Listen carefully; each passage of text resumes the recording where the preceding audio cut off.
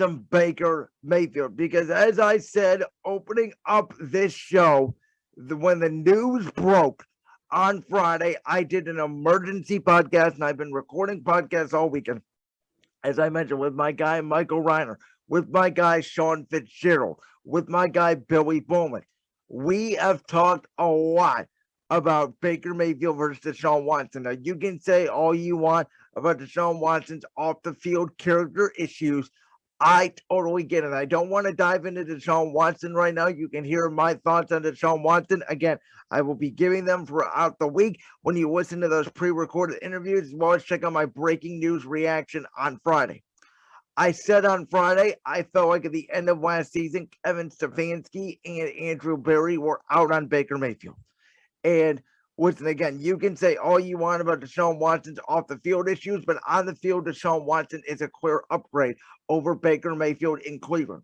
And last season, there was a lot of news in the headlines of the Miami Dolphins publicly going after Deshaun Watson. The Carolina Panthers publicly going after Deshaun Watson. The San Francisco 49ers making it clear Jimmy Garoppolo will more than likely not be our quarterback next season. The Indianapolis Colts continually being frustrated about Carson Wentz. And in every case, whether it was Wentz in Indianapolis, whether it was Jimmy Garoppolo in San Francisco, whether it was Sam Darnold in Carolina, or especially Tua Tagovailoa in Miami, those dudes did not say a word. They kept their mouth shut and they played football. And Tua Tagovailoa, who I have not been the biggest fan of, and as I have said on this show, I would take Baker Mayfield right now if I was Miami and Mike McDaniel over Tua. I think Baker has better potential than Tua. But the fact of the matter is, Tua handled the situation with then head coach Brian Flores like a grown-up. And let's be honest,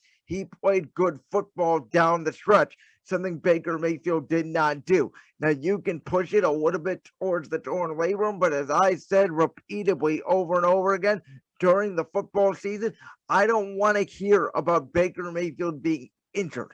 If he was injured, he would be on the shelf and Case Keenum would be the starting quarterback for the Cleveland Browns. It was reported that that's what the Browns wanted to do, and Baker Mayfield had a meltdown. It was also reported Baker Mayfield had a meltdown after the Detroit Lions game, which again is one of the reasons why the Browns wanted to move off Baker Mayfield. As a CEO of a company, which basically what an NFL quarterback is for a franchise, you have to be grown up. Listen, there's going to be rumors out there. There's rumors out there about everything in jobs, in teams, in players. Teams are always looking to get better and add talent and remove talent. That's just the way the business is. You have to ignore that, and you have to go out and you have to play your best football. And I believe yesterday, with Atlanta making the move to get rid of Matt Ryan and sending him to Indianapolis after they did not get Deshaun Watson, and the Saints, after they did not get Deshaun Watson, opting to sign Jameis Winston to a 2-year deal, and the Falcons, again, after not getting Deshaun Watson, after deciding to move off Matt Ryan, going with Marcus Mariota, who was a backup last year in Las Vegas to Derek Carr, and who is not nearly as talented, especially in arm strength, as Baker Mayfield, tells you something. What does Matt Ryan, what does Marcus Mariota, what do Jameis Winston all have in common? Let's start with Matt Ryan. He is a one-time MVP of this National Football League. He shoulda, coulda, woulda been a Super Bowl MVP. The Atlanta Falcons would have pulled out that Super Bowl against the New England Patriots. Most importantly, he spent, 13, 14 seasons in Atlanta, which before that had to get over the Michael Vick dog drama. How do you do that? By being a grown-up. And from day one out of Boston College, the number 2 pick in the 2008 NFL Draft, Matt Ryan was a grown-up. And he certainly had good receiving options, whether it was Roddy White, Tony Gonzalez, Julio Jones. I believe they had Michael Dunn as a running back, and they had some other good backs in there. Devontae Freeman, we know in their Super Bowl year, was really good for them. He's had some good offensive coordinators, some good teams in his career. And as I mentioned, he did win an NFL MVP and could have won a Super Bowl MVP. never created any drama, could have been tough on teammates at some points, could have complained maybe to be more efficient on the field. Maybe you should have ran the route this way instead of that way. That's all human nature. That's what Tom Brady does. That's what Peyton Manning did. It is competitiveness, but at the end of the day, Matt Ryan was always a classy guy and was respected around the league. And then you look at a guy like Jameis Winston and Marcus Mariota, the number 1 and number 2 picks in the 2015 NFL draft. Jameis obviously by Tampa, Mariota by Tennessee. Now, when Mariota got basically pushed out the back door by Tennessee in favor of Ryan Tannehill in 2019, he did not complain. He took it like a pro's pro. Then he went to Las Vegas and he backed up Derek Carr. And yes, they did implement some wildcat packages for him. But Mariota could have said, listen, I'm the number 2 pick in the NFL draft. I deserve to start. He did not. He took it like a grown-up. He went to Vegas. He helped out Derek Carr, and he was a complete professional. Jameis Winston, we heard all the baggage with Jameis Winston, and we know he was involved with potentially, some things with women back in 2016, I believe. We know what his antics were like in Tampa Bay, but he went to New Orleans. Sean Payton, people believe around the league, helped him fix himself. We saw his turnovers go down dramatically. Now, I've always believed in a guy like a Jameis Winston or a Sam Darnold. If you have turnovers coming out of college, you're going to turn the football over in the National Football League. It's why I wasn't the biggest fan of Darnold. It's why I wasn't the biggest fan of Jameis Winston. I did not think they would last in the NFL. I thought they would be career backups. This is Jameis Winston's chance. Now, do I love Jameis Winston with a Michael Thomas, who I have no idea what I'm going to get, and an Alvin Kamara, who with his incident back at the Pro Bowl in Vegas in February could be going to jail? No, I don't. But I think New Orleans saw Jameis Winston grow up in their offices, behind their closed doors in their facility this season. They saw Jameis's numbers. They saw Jameis's leadership. They saw what Jameis brought to the table. And of course, you're going to go out and get Deshaun Watson. It's the same reason why the Browns went out and got Deshaun Watson, because he is a top 10 quarterback in the National Football League. He is a clear upgrade over Matt Ryan. He is a clear upgrade over Baker Mayfield. He is a clear upgrade over Jameis Winston. But Jameis is going to take this like a professional. Again, I don't know how good the Saints are going to be this year. I don't know how good the Atlanta Falcons are going to be this year, especially considering they don't have Calvin Ridley. Now, they may very well go out in the first round and draft a receiver. They have a great tight end in Kyle Pitts, but they don't have the best defense either or the best offensive line. They could use a little bit more mobility, just like the Steelers did, bring in Mitch Trubisky to replace Ben Roethlisberger. Again, low ceiling, but good mobility. With the Browns, Baker Mayfield acted like a child. The moment the news got out that the Browns were going after Deshaun Watson, Baker Mayfield immediately demanded a trade. And again, did Jameis Winston? No. Did Tua? No. Did Mariota? No. Did Sam Darnold? No. Did Jimmy Garoppolo? No. On top of that, Baker Mayfield does not, unlike Deshaun Watson, have a no trade clause.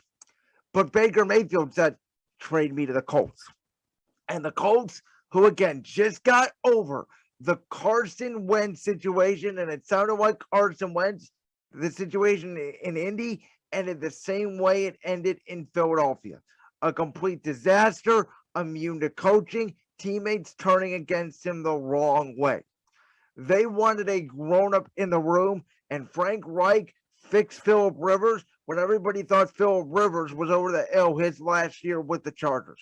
He comes to Indianapolis, and listen, Phillip was a shot fighter, a lot like what Eli Manning and Ben Roethlisberger were at the end of their careers, but Indianapolis, with that great run game and their great offensive line, still got to the postseason.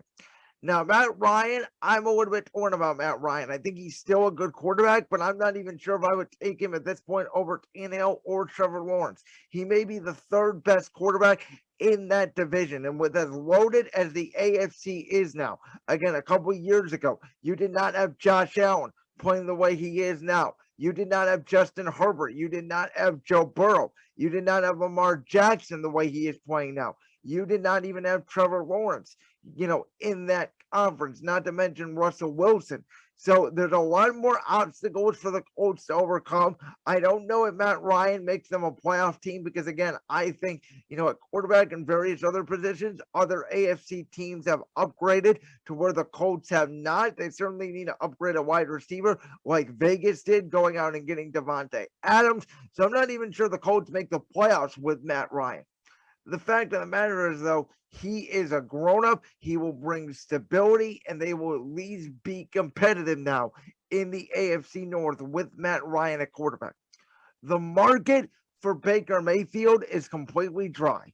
If he wants to be a starting quarterback, literally the only place he could go is Seattle. And I think this morning on Skip and Shannon Undisputed on FS1, Skip and Shannon made some great points. Seattle, even though Pete Carroll is a defensive-minded coach, even though we know he's all lovey-ducky and his practices are a lot of fun, we know they just went from a grown-up in the room, Russell Wilson, who the Seattle fan base adored for years and years and years, and he won them a Super Bowl. It would be hard going from Russell Wilson to an antics guy like Baker Mayfield for 1 year.